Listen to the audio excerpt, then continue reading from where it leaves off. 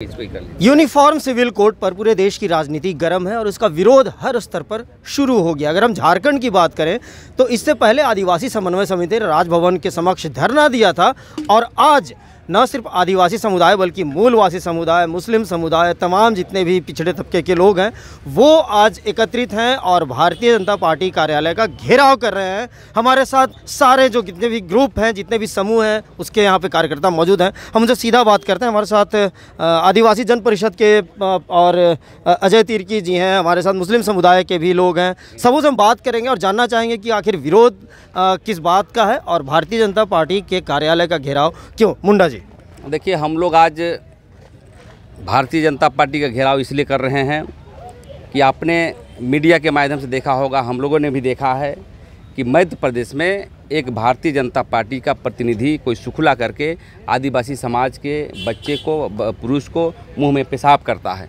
इसी के विरोध में हम लोग आज कार्यालय का घेराव करेंगे और साथ ही जो यूसीसी लाया जा रहा है इस देश में, जो हमारा संविधान सम्मत नहीं है, हम आदिवासियों के लिए, दलित पिछड़े के लिए, जबकि आदिवासियों का सबसे बड़ा घाटा होने वाला है इसमें 5वीं अनुसूची से लेकर के 6वीं अनुसूची से लेकर के CNT एक्ट, और इसके साथ साथ हमारा जो धार्मिक परंपराएं हैं, जो हम पाहन पुरोहित से शादी कराते हैं, तलाक की व्यवस्था हमारा हिंदू कोर्ट से नहीं होता है, तो इस सभी मुद्दों को लेकर के और सबसे ज़्यादा मुद्दा जो है जो पेशाब किया गया है, इसके लिए हम लोग भारतीय जनता पार्टी का घेराव करेंगे। मैं पूछना चाहता हूँ मुंडा जी ठीक है, इस बात को लेकर जो शिवराज सिंह चौहान जो हैं, जो कि मुख्यमंत्री हैं मध्य प्रदेश के, उन्होंने उनके पैर धोए और प्रायश्चित किया, बाकी सारी चीज़ें, जो आरोपी थे उसके घर को तोड़ा गया, उसको सज़ा देने की भी बात की जा रही है, तो क्या ये काफ़ी नहीं है आपके हिसाब से?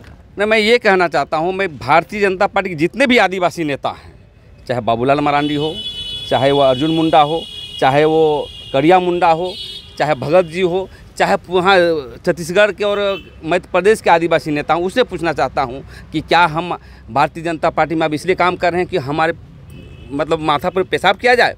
रही बात तो वहाँ के मुख्यमंत्री ने हाथ धोने का काम किया। हम समझते हैं कि ये प्योर पॉलिटिक्स है, चुनाव है, वहाँ दिसंबर में चुनाव होने वाला है, नहीं तो उससे पहले भी उसको एक आदिवासी बच्चे को घसीट करके मार दिया गया। तो मैं यही कहना चाहता हूँ आपके माध्यम से कि मैसेज भी देना चाहते हैं कि आदिवासी दलित कब तक पेशाब हम लोग मंदिर घुसने नहीं दिया जाता है। दूसरी बात ये कहना चाहता हूँ कि विशेष टास्क फोर्स लगा करके उसको जेल में भेजा जाए, ये नहीं कि एक दीवार तोड़ दिए और उसका हम पैर धो दिए। तो इस तरह का प्रक्रिया को लेकर के हम लोग संतुष्ट नहीं है और हम ये चाहते हैं कि ये मामला ही नहीं रहेगी, आने वाला समय में राष्ट्रव्यापी आंदोलन को तेज करेंगे। बिल्कुल। हमारे साथ सरना समिति से अजय तिर्की भी हैं। अजय जी, क्या कहेंगे आप? देखिए, सबसे पहले तो शर्म की बात यह है कि बीजेपी नेताओं को लगता है कि आदिवासी पे मुतने का, पेशाब करने का, चाहे उसे सताने का उन लोगों को लाइसेंस मिल गया। मैं बता देना चाहता हूँ, कुछ दिन पहले बाबूलाल मरांडी के प्रेस सलाहकार हुआ करते थे सुनील तिवारी जी, जो खुट्टी के एक बच्ची थे, उनके साथ में उनको रेप बलात्कार करके उनको साथ में गलत हरकत किया करते थे, जो कि अभी जेल में है। अभी झारखंड से बाहर उनको कोर्ट के द्वारा माध्यम से भेजा गया है। अभी देखे होंगे मध्य प्रदेश में जो विधायक के प्रतिनिधि हैं, उनके द्वारा भी एक आदिवासी ऊपर पेशाब किया जाता है। एक महिला नेत्री थी जो अशोकनगर में रहती थी, उनके द्वारा भी एक आदिवासी बच्ची को जो नौकरी काम करने के लिए रखी हुई थी, उनको भी उनको छोलनी से मारा जाता था, मार के उनका कमर खराब कर दिया जाता था। और उसके बाद जब वो बीमार थी, जब उनको पेशाब हो गया था तो उनको मुंह से चटवाया जाता था उसको पेशाब को।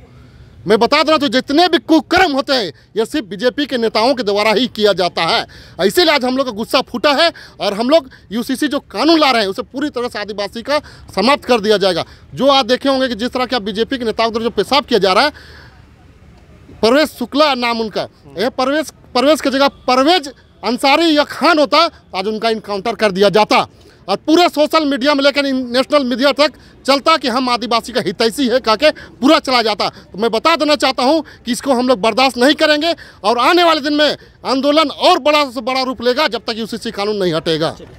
और भी कई समाज के लोग हैं हमारे साथ। विजय जी भी हैं। विजय नायक जी, क्या कहेंगे आप? देखिए, आप तो सर्वप्रथम तो यह जान लीजिए कि भारतीय जनता पार्टी की जहाँ भी शासित सरकार रही है, वहाँ पर दलित, आदिवासी, पिछड़े अल्पसंख्यकों पर काफ़ी जुल्म किया जा रहा है। चाहे यूपी हो, चाहे गुजरात हो, चाहे राजस्थान भी हो, चाहे मध्य प्रदेश हो, चाहे आपका झारखंड हो। झारखंड तो इसका बात ही नहीं करना है, मगर मध्य प्रदेश में जो घटना घटी है ये शर्मसार करने वाली घटना है। और जब संविधान रहते हुए, ST SC एक्ट कानून रहते हुए, ये मनुवादी ब्राह्मणवादियों का इतना मंसूबा बढ़ा हुआ है कि आप देख सकते हैं कि क्या स्थिति है। तो हम वैसे मनुवादी ब्राह्मणवादी ताकतों को इस आज जो हम लोग का विरोध है भारतीय जनता पार्टी के खिलाफ में, उनको मुंह तोड़ जवाब देना चाहते हैं और बताना चाहते हैं कि आप वैसे मानसिकता को लेकर जो चल रहे हैं वैसे मानसिकता को ख़त्म करें, अन्यथा आने वाले दिनों में 2024 के चुनाव में भारतीय जनता पार्टी को हम समाप्त करने का कोशिश करेंगे। इस विरोध प्रदर्शन में मुस्लिम समुदाय के लोग भी इसका साथ दे रहे हैं जी, क्या कहेंगे आप? जिस तरह से अभी सामने बात सब आ ही रही है, आपके सामने बात आई रखी गई है, और हमारे आदिवासी भाई के साथ जिस तरह से हुआ और फिर वहाँ के मुख्यमंत्री ने जिस तरह किया, ये सब मलहम पट्टी और ये पॉलिटिकल जो चुनाव जो करीब है उसके करने के लिए। लेकिन यह तो मसला सिर्फ यहीं पर बात ख़त्म नहीं होती है, बल्कि आदिवासियों भाई के साथ और मुस्लिमों के साथ भी जिस तरह से बोलिंग की गई और जिस तरह से घटना घटते जा रही है बीजेपी के अध्यक्ष रह कहकर, ये हम लोग इसके विरोध पर खड़ा हैं। और इस तरह के कानून जिस तरह से ला रहे हैं, इन कानूनों को हम किसी तरह से कोई भी समर्थन करने को तैयार नहीं और ना मानेंगे, क्योंकि हमारा अपना कॉन्स्टिट्यूशन है, हर अपना धर्म का अपना अपना एक उसका सिस्टम बना हुआ है, वो अपने धर्म के हिसाब से चल रहे हैं और आगे चलना भी है और उसी तरह से है। और सबसे बड़ा जो संविधान हमारे हिंदुस्तान के अंदर है, मैं एक सवाल करना चाहता हूं कि आप ये जो सोचते हैं कि इंसान को अगर इंसानियत लौटा दिया जाए तो सब कुछ ठीक हो जाएगा और आप इसी देश को आप ले जाना चाहते हैं, क्या इसी को ले जाएंगे? यही हमारा है। आपने जो हरकत किया है और उनको ला करके पैर से धो करके, तो मैं भी इस तरह से कार्य करके मैं भी उनको दूध से नहाने का काम करूंगा, क्या हमारी गुनाह माफ़ कर दी जाएगी? कब तक इस तरह का करते रहेंगे? हमारे साथ, हमारे हिंदू भाइयों के साथ जो कमज़ोर हैं, जो हिंदू कमज़ोर, उनके साथ शोषण नहीं हो रहा, उनके साथ भी शोषण हो रहा है। आदिवासियों भाई के साथ ज़्यादा शोषण हो रहा है, मुस्लिम के साथ ज़्यादा शोषण हो रहा है। ये देश हम सब का है और हम सब मिलकर किस देश को आगे ले जाने की बात किया था। और आज जिस तरह से उनका हरकत जो कर रहे हैं, हम लोग इसका बर्दाश्त नहीं करेंगे। और इससे ये तो अभी शुरुआत हुआ है, इससे बड़ा आंदोलन हम लोग तैयारी कर रहे हैं और जिसको हमको केंद्र सरकार को बताएंगे कि आपका जो पॉलिटिकल 2024 का है, हम इसको चलने नहीं देंगे।